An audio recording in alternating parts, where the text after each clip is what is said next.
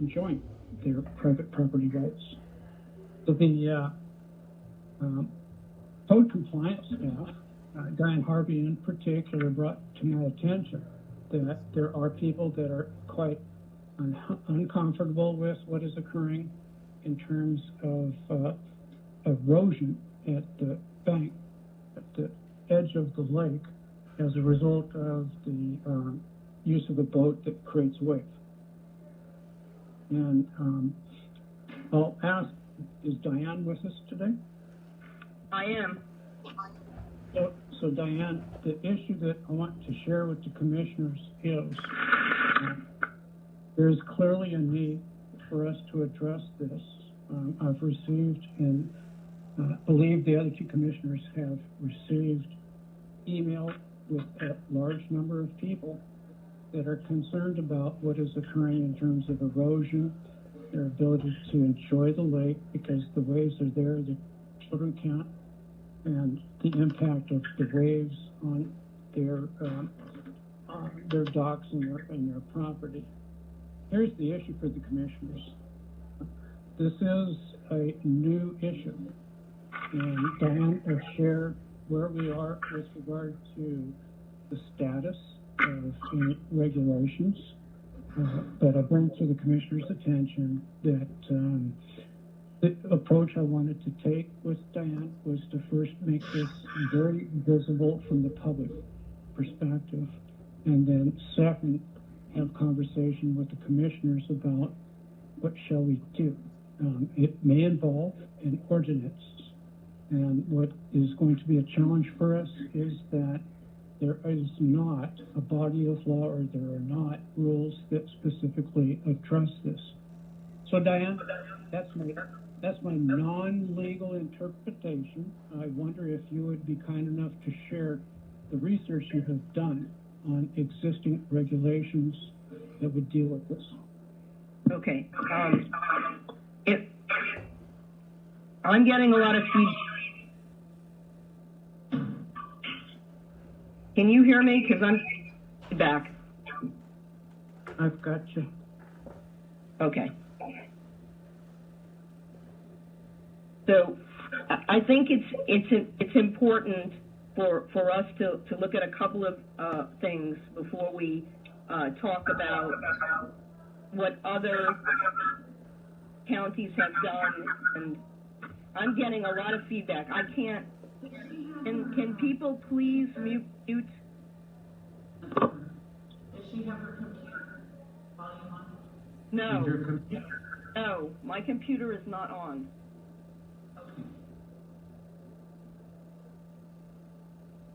Okay, I'm going to try again.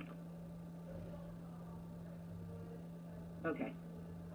So, we have a current statute in Clallam County, okay? It is Chapter 1504-130, and it articulates special rules with respect to Lake Sutherland, okay, including what's called a no-wake zone.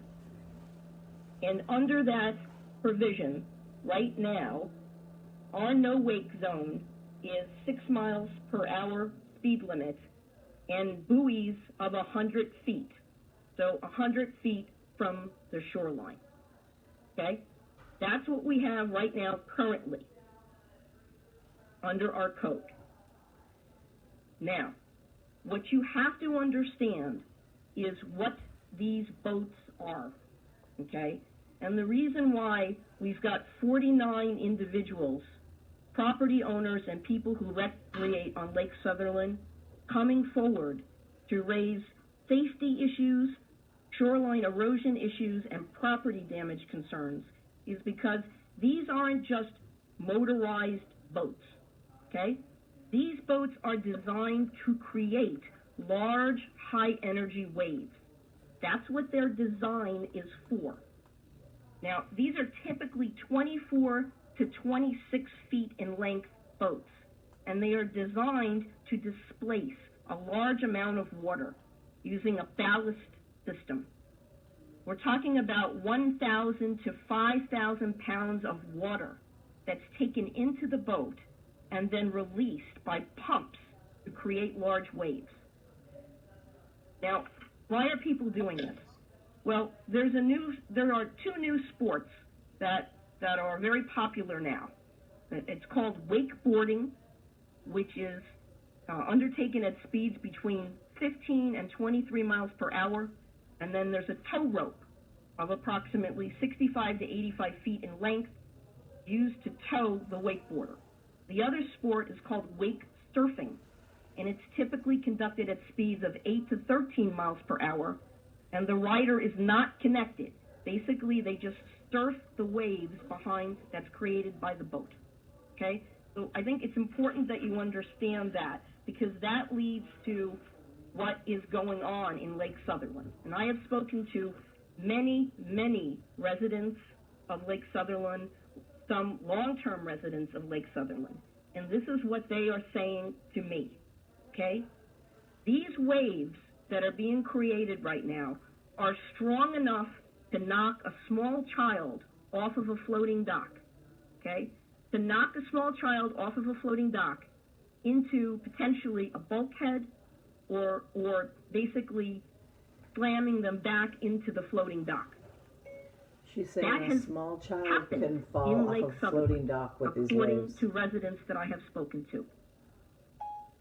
These waves are strong enough to knock a paddle boat or a kayak or a canoe over. Again, I have been told that this has actually happened on Lake Sutherland. And as many of you know, a lot of people in Lake Sutherland use a hydraulic system to lift their boats and put them back into the water. Well, I've spoken to a long-term resident who says that what is happening when these waves come at the shoreline is that basically the hydraulic system, the boats come down, and then the boat actually slams against the boathouse, okay? Those things are happening because this is what I'm being told by the people in Lake Sutherland. But I'm also being told other things that are happening. Numerous neighbors have informed me that they have sinkholes in their yards, broken docks, decks, porches are being pulled away from the shoreline, and basically erosion is happening. It's washing away underneath of the foundation that is along the shoreline. These are the things that we are being told are happening at Lake Sutherland. And I need to give you a little bit of scientific studies so that you understand this is not a phenomena unique to what's going on in Lake Sutherland. This is going on around the country in lakes, and different municipalities are reacting in different ways. Now, people have been conducting studies. There's a recent study in 2017 entitled Review of Boat Wave Impact on Shoreline Erosion and Potential Solutions, and this was specifically done for Chesapeake Bay. And the reason why I'm raising this is because they basically reviewed all of the literature that was presently available with respect to these type of wake boat waves. I do understand. And this was also peer-reviewed by the Virginia Institute of Marine Science and the NOAA Center for Coastal Fisheries and Habitat Research. And I do too. And the conclusion is that they believe there is a causal effect of the waves on shorelines, okay? The literature indicates a causal connection between boat waves and shoreline erosion, sediment resuspension, and nearshore turbidity. Now, it was also noted that the extent and effect of boat wakes on erosion is dependent on a number of factors, including the environmental conditions of the site, okay? What you also should understand is that industry itself is represented by an association called the Water Sports Industry Association. They have conducted research. Please remember. And their research has concluded the following. Us out and getting paid. Why? When you're dealing with a wakeboard and wake surf waves, that are on deep water, and deep water is greater than 15 feet. The association that actually supports this recreational sport believes that operating at least Temporarily, 250 feet from the shore can reduce the effects of these wakes. Okay, so this is the association that actually If I have sponsors an event, I'd love these to have you recreational there. I'll sports keep you posted. saying this. And just so you understand, in Lake Sutherland, the water depth that these boats are traveling on are somewhere between 50 and 84 feet in depth. So I can tell you what one of the counties, Whatcom County, has done. They amended their operation and speed boat regulations in 2019 with respect to one particular lake that was having these issues, Lake Samish. And they amended the ordinance to have the no wake 6 miles per hour at buoys of 300 feet from the shoreline. 300 feet from docks, floats, or the shoreline of that particular lake, Lake Samish. Let's not forget about the little child who fell off their floating dock while these boats were in movement. Are you still there, Diane? Yes. Was that the end of your report?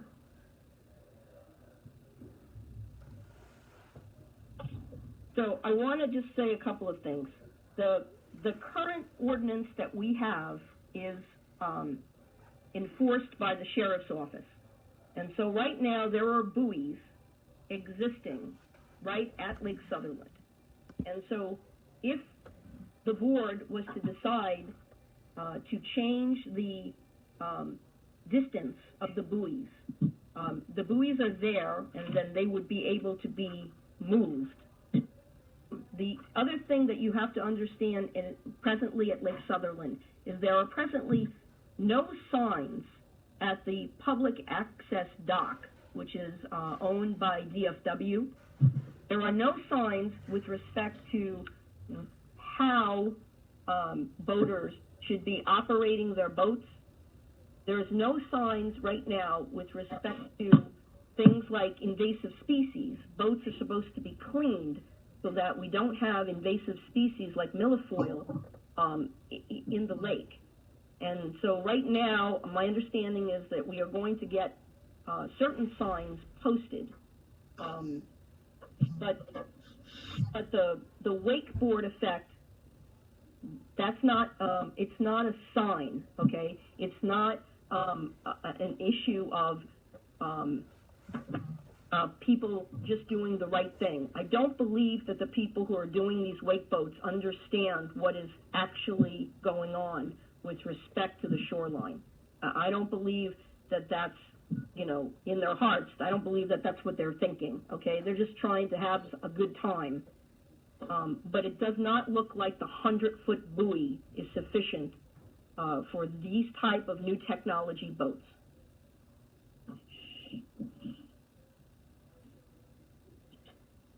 I'm happy to answer any questions.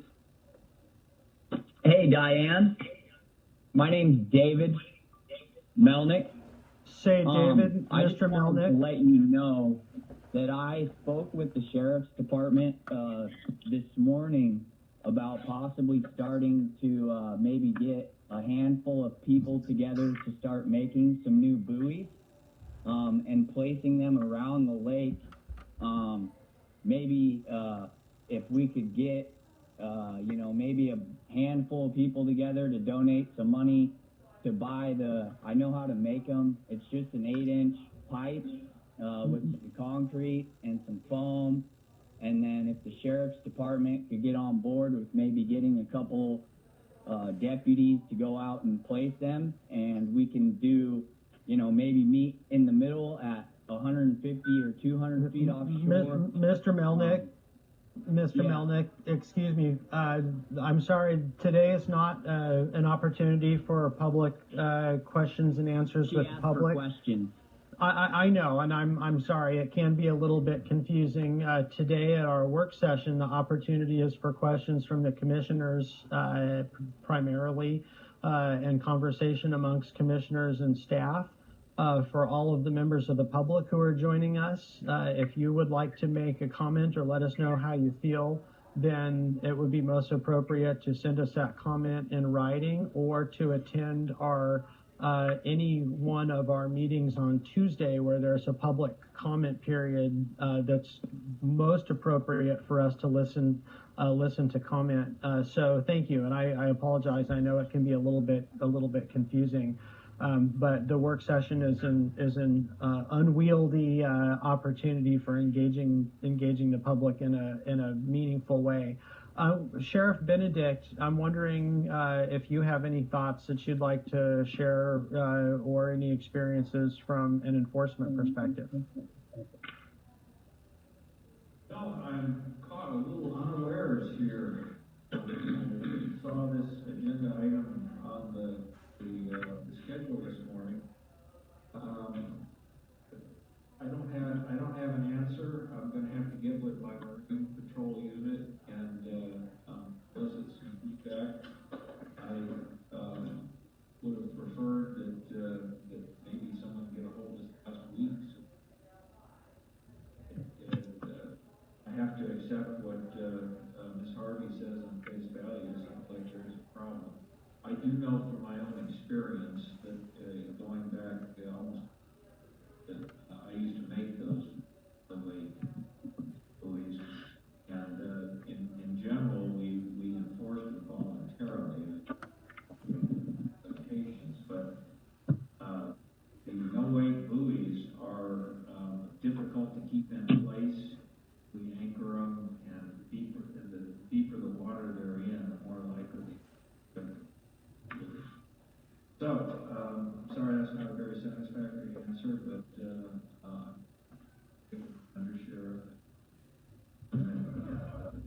May I say something? Oh, was that Diane? Yes. Yes, Diane, please go ahead. Yes. I am in no way criticizing the sheriff's office. The buoys are out there. I went out there. They are there. The issue isn't the buoys. I believe the issue is we are dealing with a different type of boat and a different type of technology. And when this ordinance 1504-130 was passed, I do not believe that this type of wave was something that was considered. So I am in no way saying that the sheriff's office is doing anything but doing their job. The buoys are there. I don't believe that's the issue. So Mark, I have a couple of thoughts to share. Yeah, go right ahead. Maybe a two-pronged approach would work.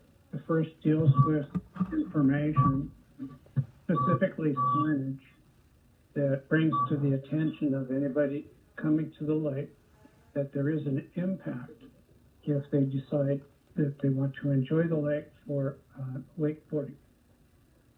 And I'm not sure what kind of signage is involved, but it's a soft approach. It begins with please inform the people that are involved in disrupting the lives of others. The second approach I'd recommend is the commissioners consider a group that sets to the development of language for an ordinance that does protect the interests of the people that are there at Lake Sutherland, with a clear understanding that this is brand new area. In terms of law, Diane shared with me there was a piece of legislation, a local ordinance that she found from Florida. What I share with the other two commissioners is that this is so new. We don't have an awful lot of legislation elsewhere to rely on. And the committee that looks at making a proposal to the commissioners for an ordinance has to consider that. Anyway, that's one solution that I have. Very open to what the other two commissioners have. Thanks a lot, Commissioner Peach. Commissioner Johnson, what are your thoughts? Many of them have already been stated by